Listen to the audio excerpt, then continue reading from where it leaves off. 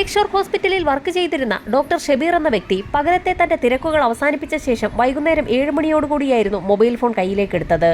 Mobile ഫോണിൽ ചില കാര്യങ്ങളൊക്കെ നോക്കുന്ന സമയത്തായിരുന്നു ഞെട്ടിക്കുന്ന ഒരു കാര്യം അദ്ദേഹത്തിന്റെ ശ്രദ്ധയിൽപ്പെടുന്നത്. അദ്ദേഹത്തിന്റെ സിം ഡീആക്ടിവേറ്റ് ചെയ്യപ്പെട്ടിരിക്കുകയാണ്. അത്യാവശ്യമുള്ള തന്റെ കോണ്ടാക്റ്റുകളും സോഷ്യൽ മീഡിയ പ്ലാറ്റ്ഫോമുകളും ഒന്നും തന്നെ ഓപ്പൺ ചെയ്യാൻ കഴിയാതെ വന്ന സാഹചര്യത്തിലാണ് അദ്ദേഹത്തിന് തന്റെ സിം ഡീആക്ടിവേറ്റ് ചെയ്യപ്പെട്ട കാര്യം മനസ്സിലായത്. ഡോക്ടർ ഉടൻ തന്നെ സമീപത്തുള്ള ഒരു മൊബൈൽ ഷോപ്പുമായി ബന്ധപ്പെട്ട് തന്റെ പരാതി അറിയിച്ചു. മൊബൈൽ കടക്കാർ വെബ്സൈറ്റ് പരിശോധിച്ച സമയത്ത് ഷബീർ എന്ന ഡോക്ടറിന്റെ പേരിൽ ഒരു ഡ്യൂപ്ലിക്കേറ്റ് സിം എടുത്തിരിക്കുന്നതായി അവരുടെ ശ്രദ്ധയിൽപ്പെട്ടു. ഡ്യൂപ്ലിക്കേറ്റ് സിം എടുത്തതിന് ശേഷമാണ് ഷബീറിന്റെ കൈവശമുണ്ടായിരുന്ന നിലവിലെ സിം ഡീആക്ടിവേറ്റ് ആക്കപ്പെട്ടിരിക്കുന്നത്. എന്നാൽ ഡോക്ടർ അങ്ങനെ ഒരു സിം എടുത്തിട്ടേ ഇല്ല എന്ന് മൊബൈൽ കടക്കാരെ അറിയിച്ചു. ഡ്യൂപ്ലിക്കേറ്റ് സിം എടുത്ത ശേഷം ആ വ്യക്തി ഡോക്ടറുടെ സിം ബ്ലോക്ക് ചെയ്തിരിക്കുകയാണെന്ന് മൊബൈൽ ഷോപ്പുകാർ ഡോക്ടറെ അറിയിച്ചു. ഡോക്ടറുടെ ആവശ്യം പരിഗണിച്ച് ഷോപ്പിലുള്ള ആളുകൾ അവരുടെ സെൻട്രൽ സെർവറുമായി ബന്ധപ്പെട്ട് ഡ്യൂപ്ലിക്കേറ്റ് സിം ഉടൻ തന്നെ ഡീആക്ടിവേറ്റ് ചെയ്യുകയും ഡോക്ടറുടെ സിം ആക്റ്റീവ് ആക്കി കൊടുക്കുകയും ചെയ്തു. സിം ആക്റ്റീവായ സമയം മുതൽ നിരവധി മെസ്സേജുകളാണ് ഡോക്ടറിന്റെ ഫോണിലേക്ക് തുരുതുരാ വന്നുകൊണ്ടിരുന്നത്. മെസ്സേജുകളിലേക്ക് നോക്കിയ ഡോക്ടർ അക്ഷരാർത്ഥത്തിൽ നടുങ്ങിപ്പോയി. ഷബീറിന്റെ അക്കൗണ്ടിൽ നിന്ന് നിരവധി തവണ പണം പിൻവലിച്ചിരിക്കുകയാണ്. സമയം രാത്രിയായതോടുകൂടി ബാങ്കുകൾ പ്രവർത്തനം അവസാനിപ്പിച്ച സാഹചര്യത്തിൽ തന്റെ അക്കൗണ്ട് ഉടൻ ബ്ലോക്ക് ചെയ്യണമെന്നാവശ്യപ്പെട്ടുകൊണ്ട് ബാങ്കിന്റെ ടോൾ ഫ്രീ നമ്പറിലേക്ക് ഡോക്ടർ മെസ്സേജ് അയച്ചു. തൊട്ടടുത്ത ദിവസം രാവിലെ തന്നെ ബാങ്കിലെത്തിയ ഷബീർ സ്റ്റേറ്റ്മെന്റ് എടുത്തു. സ്റ്റേറ്റ്മെന്റിലേക്ക് നോക്കിയ ഷബീർ ശരിക്കും നടുങ്ങിപ്പോയി. തന്റെ അക്കൗണ്ടിൽ നിന്നും അനവധി തവണയായി 14 ലക്ഷത്തിലധികം രൂപ പിൻവലിച്ചിരിക്കുകയാണ്. ഷബീറിന്റെ ബാങ്ക് സ്റ്റേറ്റ്മെന്റ് വാങ്ങിച്ചു നോക്കിയ ബാങ്ക് മാനേജർ ചില സ്ഥലങ്ങളിലൊക്കെ കോൺടാക്ട് ചെയ്ത ശേഷം ഷബീറിനോട് നടുക്കുന്ന ഒരു കാര്യമാണ് പറഞ്ഞത്. ഇന്ത്യയിൽ അങ്ങോളം ഇങ്ങോളമുള്ള ATMകളിൽ നിന്ന് പല തവണയായി ഷബീറിന്റെ അക്കൗണ്ടിലുണ്ടായിരുന്ന പണം മുഴുവൻ ആരോ പിൻവലിച്ചിരിക്കുകയാണ്. ഇന്ത്യയിലെ 18 സ്ഥലങ്ങളിലുള്ള 90 ATMകളിൽ നിന്നാണ് ഷബീറിന്റെ അക്കൗണ്ടിലെ പണം പിൻവലിച്ചിരിക്കുന്നത്. ഏതാനും മണിക്കൂറുകൾ കൊണ്ട് ഗുരുതരമായ ഒരു ക്രൈമാണ് നടന്നിരിക്കുന്നതെന്ന് മനസ്സിലാക്കിയ ബാങ്ക് മാനേജറും ഷബീറും ഉടൻ തന്നെ CIA വിവരം അറിയിച്ചു.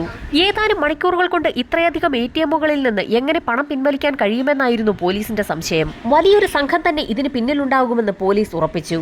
എത്രയും വേഗം തന്നെ പ്രതികളെ കണ്ടെത്തണമെന്നാവശ്യപ്പെട്ടുകൊണ്ട് ഡിവൈഎസ്പിയുടെ നേതൃത്വത്തിൽ ഒരു ടീം തന്നെ ഉണ്ടാക്കി. സൈബർ വിദഗ്ധർ കൂടി ഉൾപ്പെടുന്ന ആ ടീം ഷബീറുമായി ബന്ധപ്പെട്ടുള്ള മുഴുവൻ രേഖകളും ഉടൻ തന്നെ എടുത്തു. സൈബർ സെല്ലിന്റെ അന്വേഷണത്തിൽ ഡ്യൂപ്ലിക്കേറ്റ് സിം എടുത്തിരിക്കുന്നത് ഹൈദരാബാദിൽ നിന്നാണെന്ന് വ്യക്തമായി. ഹൈദരാബാദിൽ നിന്നാണ് സിം ഇഷ്യൂ ചെയ്തിരിക്കുന്നതെന്ന് മനസ്സിലായ ഉടൻ തന്നെ CI അടങ്ങുന്ന സംഘം ഹൈദരാബാദിന് പുറപ്പെട്ടു.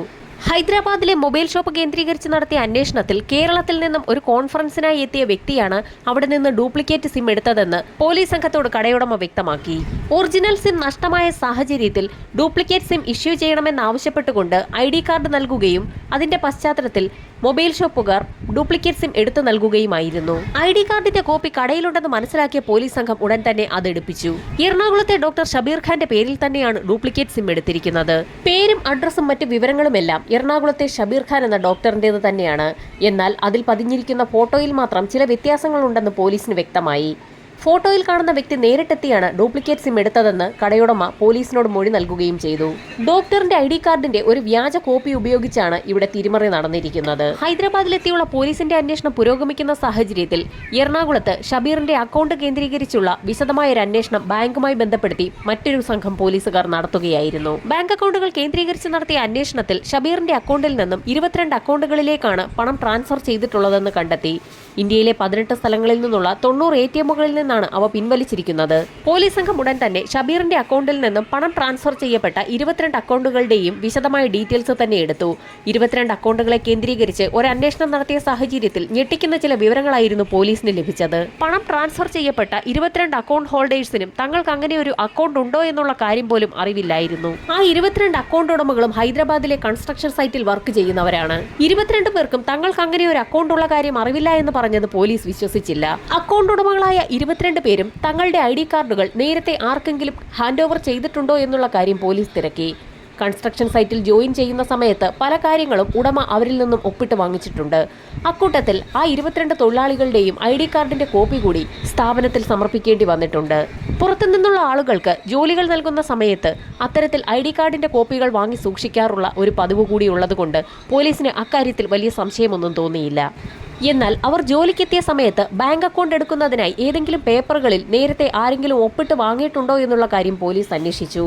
അത്തരത്തിൽ ബാങ്ക് അക്കൗണ്ട് തുടങ്ങുന്നതിനായി അവരെയെല്ലാം ഫോമുകളിൽ ഒപ്പിട്ട് വാങ്ങിയിട്ടുണ്ടെന്നുള്ള കാര്യം ആ തൊഴിലാളികൾ പോലീസിന് മൊഴി നൽകി. എന്നാൽ അക്കൗണ്ടിനുള്ള ഫോം ഫില്ല് ചെയ്ത് നൽകിയെങ്കിലും ബാങ്ക് അക്കൗണ്ട് വഴി അവരാരും പണം സ്വീകരിക്കാറില്ലായിരുന്നു. ജോലി ചെയ്തതിന്റെ കൂലി പണമായി തന്നെ കൈകളിൽ നൽകാറാണ് പതിവ്. അതുകൊണ്ട് തന്നെ അവരാരും തങ്ങളുടെ ബാങ്ക് അക്കൗണ്ടുകൾ ഉപയോഗിച്ചിട്ടുമില്ല. ജോലിക്കാർ അവിടെ എത്തുന്ന സമയത്ത് അവരുടെ ID കാർഡിന്റെ കോപ്പിയും മറ്റും വിവരങ്ങളുമൊക്കെ ശേഖരിച്ചു വെക്കുന്ന പതിവുണ്ട്. അക്കൗണ്ട് എടുത്തു നൽകുന്നതിനായി ചില ഫോമുകളിൽ ഒപ്പിടിയിക്കാറുമുണ്ട്. എന്നാൽ അതൊക്കെ അവരുടെ ഹെഡ് ഓഫീസിൽ നിന്നെത്തുന്ന ചില ജോലിക്കാരാണ് ചെയ്യാറുള്ളത്. അവരുടെ ഹെഡ് ഓഫീസ് ഹൈദരാബാദിലാണെന്ന് മനസ്സിലാക്കിയ പോലീസ് സംഘം ഹെഡ് ഓഫീസ് തിരക്കി അവിടെ എത്തി. എന്നാൽ വലിയൊരു ഓഫീസിന് പകരം ഒരു വീടാണ് പോലീസ് സംഘം അവിടെ കണ്ടത്. കൺസ്ട്രക്ഷനുമായി ബന്ധപ്പെട്ടുള്ള ഉന്നത ഉദ്യോഗസ്ഥനെ കണ്ട പോലീസ് സംഘം ആകെ അമ്പരന്നു. 2 കാലുകളും തളർന്ന് വർഷങ്ങളോളമായി കിടക്കയിൽ തന്നെ കിടപ്പിലായ ഒരു വ്യക്തിയായിരുന്നു അത്. പോലീസുകാർ പറയുന്ന കാര്യങ്ങളുമായി ഒന്നും അയാൾക്ക് യാതൊരു ബന്ധവും ഉണ്ടായിരുന്നില്ല. തന്റെ കമ്പനി തീർത്തും തകർച്ചയുടെ വക്കീലാണെന്നും തനിക്ക് എഴുന്നേറ്റ് നിൽക്കാൻ പോലും കഴിയാത്ത ഒരു വ്യക്തിയാണെന്നും കൂടി അയാൾ പോലീസിനോട് പറഞ്ഞു. എന്തോ ഒരു കബളിപ്പിക്കൽ നടന്നിട്ടുണ്ടെന്ന് പോലീസിന് വ്യക്തമായി. അവിടെ നിന്നും ഒന്നും കിട്ടില്ല എന്ന് മനസ്സിലാക്കിയ പോലീസ് സംഘം തീർത്തും നിരാശയോടുകൂടി ആ വീട് വിട്ടിറങ്ങി. പുറത്തേക്കിറങ്ങിയ പോലീസുകാരിൽ ഒരാൾ അപ്രതീക്ഷിതമായി ഒരു കാഴ്ച കണ്ടു. ആ വീടിന്റെ ജനാലയിൽ നിന്നും പോലീസിനെ തന്നെ നോക്കുന്ന 2 കണ്ണുകളായിരുന്നു അത്. ആ വീടിന്റെ ഒരു വശത്തുള്ള പാതി തുറന്ന നിലയിലുള്ള ജനാലയിലൂടെ ആരോ ഒരു വ്യക്തി പോലീസിനെ തന്നെ നോക്കുന്നുണ്ട്. പോലീസ് സംഘം ഉടൻ തന്നെ അതിവേഗം ആ മുറിക്കുള്ളിലേക്ക് എത്തി. അവിടെ 2 ചെറുപ്പക്കാരുണ്ടായിരുന്നു. ചെറുപ്പക്കാർക്ക് മുൻപിൽ 2 ലാപ്ടോപ്പുമുണ്ട്. ഒരു ചെറുപ്പക്കാരൻ ലാപ്ടോപ്പിൽ എന്തൊക്കെയോ ചെയ്തുകൊണ്ടിരിക്കുന്നുണ്ട്. കൂട്ടത്തിലുണ്ടായിരുന്ന മറ്റൊരു ചെറുപ്പക്കാരനാണ് പോലീസിനെ നിരീക്ഷിച്ചുകൊണ്ടിരുന്നത്. ചെറുപ്പക്കാരിൽ ഒരാളെ കണ്ട CIക്ക് ഒരു സംശയം തോന്നി. നേരത്തെ ഹൈദരാബാദിലെ മൊബൈൽ ഷോപ്പിൽ നിന്നും ഡ്യൂപ്ലിക്കേറ്റ് സിം കാർഡ് എടുത്ത വ്യക്തി നൽകിയിരുന്ന ഷബീറിന്റെ ID കാർഡിന്റെ വ്യാജ കോപ്പിയിലുണ്ടായിരുന്ന വ്യക്തിയുടെ അതേ മുഖഛായ. ലാപ്ടോപ്പോടുകൂടി തന്നെ ആ 2 ചെറുപ്പക്കാരെയും പോലീസ് സംഘം കസ്റ്റഡിയിലെടുത്തു. ഇതോടൊപ്പം തന്നെ തൊട്ടടുത്ത മുറിയിൽ പാരാലിസിസ് പിടിച്ച് കിടക്കുകയായിരുന്ന ആ വ്യക്തിയെ കൂടി പോലീസ് കസ്റ്റഡിയിലെടുത്തു. കാരണം അയാൾ പറഞ്ഞിട്ടാണ് ഇതൊക്കെ തങ്ങൾ ചെയ്തതെന്ന് ചെറുപ്പക്കാർ പോലീസിനോട് പറഞ്ഞിരുന്നു. 3 പേരെയും CI സുരേഷ് ബാബുവും സംഘവും ഒരുമിച്ചിരുത്തി തന്നെ ചോദ്യം ചെയ്തു തുടങ്ങി. സ്വാഭാവികമായും ആ 3 പേരും തെലുങ്കിൽ സംസാരിക്കുന്നത് കൊണ്ട് തന്നെ ഹൈദരാബാദ് സ്റ്റേഷനിലുള്ള പോലീസുകാർ അവർ പറയുന്ന കാര്യങ്ങളൊക്കെ ഇംഗ്ലീഷിലേക്ക് തർജ്ജമ ചെയ്ത് കേരള പോലീസിന് അറിയിച്ചു കൊടുത്തു. ചോദ്യം ചെയ്യലിൽ ഞെട്ടിക്കുന്ന ചില കാര്യങ്ങളാണ് പോലീസിന് മനസ്സിലായത്. ആ 3 സംഘം ഒരു ഹവാല റാക്കറ്റുമായി ബന്ധപ്പെട്ട് വർക്ക് ചെയ്യുന്നവരാണ്. അവരുടെ ലാപ്ടോപ്പ് പരിശോധിച്ചതിൽ നിന്നും ധാരാളം പണമിടപാടുകളുടെ രേഖകൾ കണ്ടെത്താൻ കഴിഞ്ഞു. ലാപ്ടോപ്പിനുള്ളിലെ പണമിടപാടുകൾ വിശദമായി നിരീക്ഷിച്ച പോലീസ് സംഘത്തിന് ആക്സിസ് ബാങ്കിന്റെ പേര് പെട്ടെന്നാണ് ശ്രദ്ധയിൽപ്പെട്ടത്. എറണാകുളത്തെ ആക്സിസ് ബാങ്കിലായിരുന്നു ഡോക്ടർ ഷബീറിന് അക്കൗണ്ട് ഉള്ളത്. ആ അക്കൗണ്ടിലെ പണം ഇവിടെ 22 അക്കൗണ്ടുകളിലേക്ക് വന്നിട്ടുള്ളതായിട്ടുള്ള രേഖകൾ ലാപ്ടോപ്പിൽ നിന്നും പോലീസ് കണ്ടെത്തി. ആ അക്കൗണ്ടുമായി ബന്ധപ്പെട്ടുള്ള കാര്യങ്ങളൊക്കെ പോലീസ് സംഘത്തിനോട് ആ ചെറുപ്പക്കാർ വിശദമായി തന്നെ പറഞ്ഞു. ഹവാല ഇടപാടുമായി ബന്ധപ്പെട്ട് അവർക്ക് മുകളിലുള്ള ആളുകൾ ഇതുപോലെ പണം ഇട്ടുകൊടുക്കുന്നത് പതിവാണ്. ഇതോടൊപ്പം തന്നെ അവർ ചില ATM കാർഡുകൾ കൂടി ഈ ചെറുപ്പക്കാരെ ഏൽപ്പിക്കാറുണ്ട്. ആ ATM കാർഡുകൾ അവരുടെ മേലധികാരികൾ പറയുന്നതനുസരിച്ച് ഉപയോഗിക്കുകയാണ് ആ ചെറുപ്പക്കാർ ചെയ്യേണ്ടത്. ATM കാർഡുകളും നിർദ്ദേശങ്ങളും ലഭിച്ച് മണിക്കൂറുകൾക്കകം തന്നെ ആ സംഘം വിവിധ സ്ഥലങ്ങളിലെത്തി ATMകളിൽ നിന്ന് പണം പിൻവലിക്കുകയും ചെയ്യും. ക്യാഷായി ഇത്തരത്തിൽ പിൻവലിക്കുന്ന തുക അവരുടെ മേലധികാരികൾ പറയുന്ന സ്ഥലത്തെത്തി അവർക്ക് ഹാൻഡ് ഓവർ ചെയ്യണം. ഇവിടെ ഷബീറിന്റെ അക്കൗണ്ടിൽ നിന്ന് പിൻവലിച്ച തുകയും ക്യാഷായി തന്നെ അവരുടെ മേലധികാരികൾക്ക് കൈമാറിയിരിക്കുകയാണ്. അതിന് തക്കതായ പ്രതിഫലവും കിട്ടിയിട്ടുണ്ട്. പല സ്ഥലങ്ങളിലുള്ള ATMകളിൽ നിന്ന് പണം പിൻവലിക്കാൻ സഹായിച്ച സുഹൃത്തുക്കൾക്കും കൂടി ആ പ്രതിഫലം ഷെയർ ചെയ്യുന്നത് പതിവാണ്. ലഭിക്കുന്ന ATM കാർഡുകൾ ഉപയോഗിച്ച് അതിവേഗം തന്നെ വിവിധ സ്ഥലങ്ങളിലുള്ള ATMകളിൽ നിന്ന് പണം പിൻവലിച്ചു കൊടുക്കുന്ന ജോലി മാത്രമാണ് ഈ ചെറുപ്പക്കാർ ചെയ്തുകൊണ്ടിരിക്കുന്നത്. ATMകളിൽ നിന്ന് പണം പിൻവലിച്ചു കൊടുത്താൽ അതിനൊരു കമ്മീഷൻ നൽകുമെന്ന് പറഞ്ഞതുകൊണ്ട് തന്നെ ആ ജോലി കൃത്യമായി ചെയ്യുന്നതല്ലാതെ അതൊരു തട്ടിപ്പാണെന്ന് തങ്ങൾക്ക് ഇതുവരെ തോന്നിയിട്ടില്ല എന്നും ആ ചെറുപ്പക്കാർ പോലീസിന് മൊഴി നൽകി. സാധാരണയായി ഫോട്ടോ പതിച്ച ID കാർഡുകളാണ് മുകളിലുള്ള ആളുകൾ അവർക്ക് കൊടുക്കാറുള്ളത്. എന്നാൽ ഷബീറിന്റെ കാര്യത്തിൽ മാത്രമാണ് ഷബീറിന്റെ മുഖഛായയുള്ള മിർസ എന്ന യുവാവിനെ കൊണ്ട് ഫോട്ടോ എടുപ്പിച്ച് വ്യാജ ID കാർഡ് നിർമ്മിച്ച് സിം കാർഡ് എടുത്തിരിക്കുന്നത്. മിർസ എന്ന വ്യക്തി സ്വന്തം ഫോട്ടോ ഉപയോഗിച്ച് മറ്റൊരാളുടെ അഡ്രസ്സിൽ ID കാർഡ് എടുത്തപ്പോൾ അത് വ്യാജമാണെന്ന് അയാൾക്ക് മനസ്സിലായില്ല എന്ന് പറയുന്ന കാര്യം തീർത്തും അസ്വാഭാവികമാണെന്നും അതിലെന്തോ ചില കള്ളത്തരങ്ങൾ ഉണ്ടെന്നും പോലീസിന് മനസ്സിലായി. ഷബീർ എന്ന വ്യക്തിയുടെ ID കാർഡും സിമ്മും ഒക്കെ കളഞ്ഞുപോയി എന്ന് മുകളിൽ നിന്ന് പറഞ്ഞതുകൊണ്ടാണ് അത്തരത്തിലൊരു കാര്യം ചെയ്യാൻ താൻ നിർബന്ധിതനായതെന്നും മിർസ പോലീസിന് മൊഴി നൽകി. ഷബീറിന്റെ അക്കൗണ്ടിൽ നിന്ന് പിൻവലിച്ച പണം മുഹമ്മദ് അലി എന്ന വ്യക്തി ഹൈദരാബാദിലെത്തി അവരുടെ കയ്യിൽ നിന്നും വാങ്ങുകയായിരുന്നു. മുഹമ്മദ് അലി പലപ്പോഴും കൽക്കട്ടയിലാണ് ഉണ്ടാകാറുള്ളത്. ഈ സമയത്ത് ATMകളിൽ നിന്ന് പിൻവലിക്കുന്ന പണം സംഘങ്ങൾ കൽക്കട്ടയിലെത്തി മുഹമ്മദ് അലിക്ക് കൈമാറാറാണ് പതിവ്.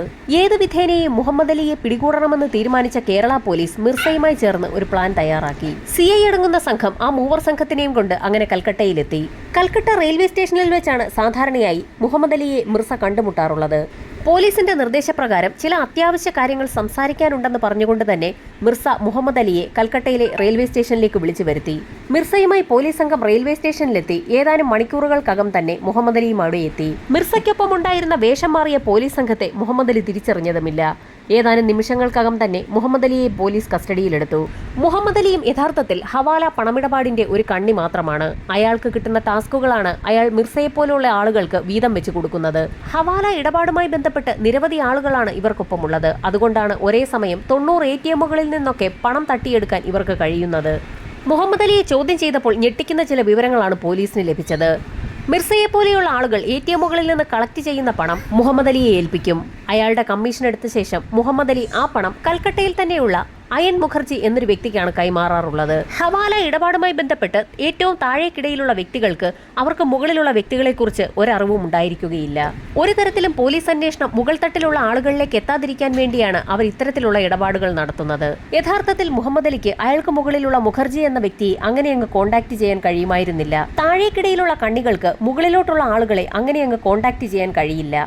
മുകളിലുള്ള വ്യക്തികൾ അവർക്ക് താഴെയുള്ള ജോലിക്കാർക്ക് പല ടാസ്കുകളും കൊടുക്കാറാണ് പതിവ്. അതുകൊണ്ട് തന്നെ മുഖർജി മുഹമ്മദ് അലിയെ വിളിക്കുന്നതും കാത്ത് പോലീസ് സംഘം ഇരുന്നു. പോലീസ് സംഘം അങ്ങനെ കാത്തിരിക്കുന്ന സമയത്താണ് മുഖർജിയുടെ ഒരു ഫോൺ കോൾ മുഹമ്മദ് അലിയെ തേടിയെത്തുന്നത്.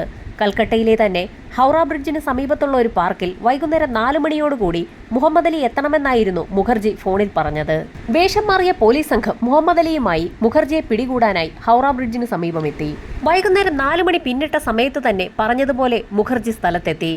വേഷപ്രച്ഛന്നരായി നിന്നിരുന്ന കേരള പോലീസ് അതിവിദഗ്ധമായി തന്നെ അയൻ മുഖർജിയെ പിടികൂടി.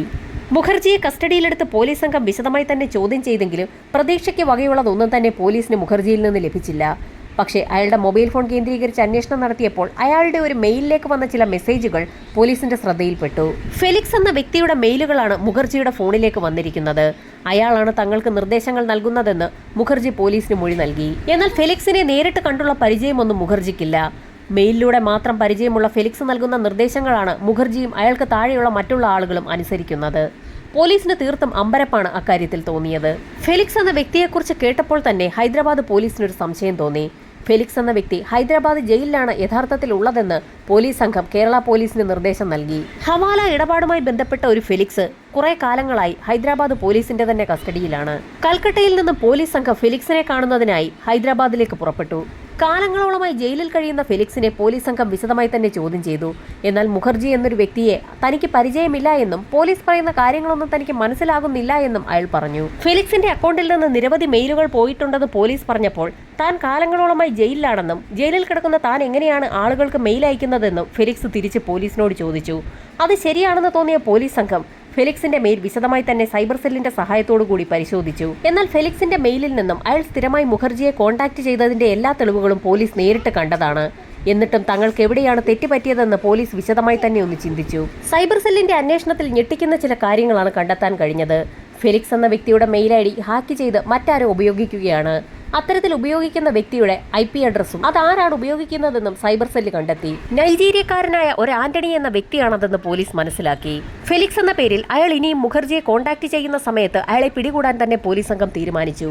ആന്റണിയുടെ മെയിലിനായി കേരള പോലീസ് ഒരാഴ്ച ഹൈദരാബാദിൽ കാത്തിരുന്നിട്ടും ഒരു ഫലവും ഉണ്ടാകാത്ത സാഹചര്യത്തിൽ കസ്റ്റഡിയിൽ ലഭിച്ച പ്രതികളുമായി പോലീസ് സംഘം എറണാകുളത്തേക്ക് തന്നെ മടങ്ങി. പ്രതികളെ കസ്റ്റഡിയിലെടുത്ത് 90 ദിവസം പിന്നിട്ടിട്ടും ആന്റണി കോൺടാക്ട് ചെയ്യാത്ത സാഹചര്യത്തിൽ കേസ് ഫയൽ പൂർത്തിയാക്കാൻ പോലീസിന് കഴിയാതെ വന്നു. കുറ്റപത്രം കോടതിയിൽ സമർപ്പിക്കാൻ കഴിയാതെ വന്നതോടുകൂടി അറസ്റ്റ് ചെയ്യപ്പെട്ട എല്ലാ വ്യക്തികൾക്കും സ്വാഭാവികമായി കോടതി ജാമ്യം അനുവദിച്ചു.